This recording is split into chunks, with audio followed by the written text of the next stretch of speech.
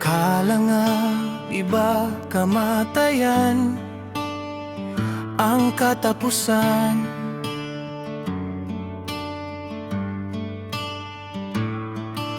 Hindi nila nalalaman ang kahulugan.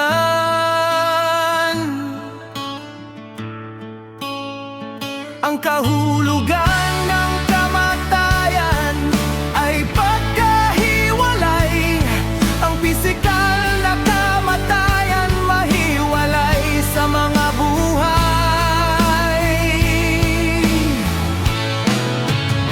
Pangwalang hanggan ang kaluluwa ng mga tao, kaya maghihirap ang kaluluwa sa impyerno.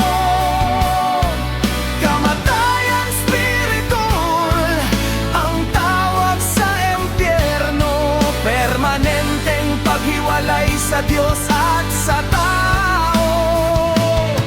Sa impyerno ay permanenteng pagkahiwalay sa presensya ng Diyos habang buhay.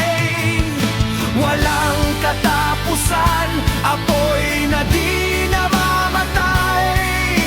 Inod ang katawan habang buhay. Ultimo si Satanas, takot sa impyerno.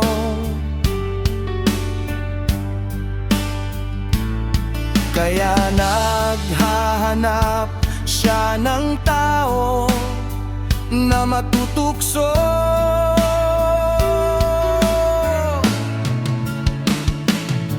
Para may makasama siya doon sa impyerno.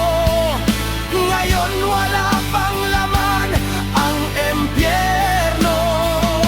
Sa araw ng paghuhukom, babangon ang mga patay. Lahat tayo ay husgahan ng Diyos ng sabay-sabay.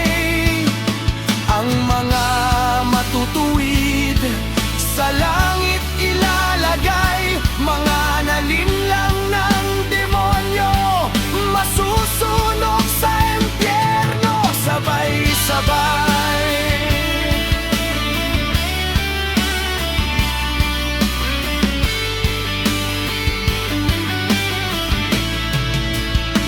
Pangwalang hanggan ang kaluluwa ng mga tao, kaya maghihirap ang kaluluwa sa impyerno. Kamatayan spiritol ang tawag sa impyerno, permanenteng paghiwalay sa Diyos at sa tao. Pangwalang hanggan ang kaluluwa ng mga tao, kaya maghihirap ang kaluluwa sa impyerno. Kamatayan spiritol ang tawag sa impyerno, permanenteng paghiwalay sa Diyos at sa tao.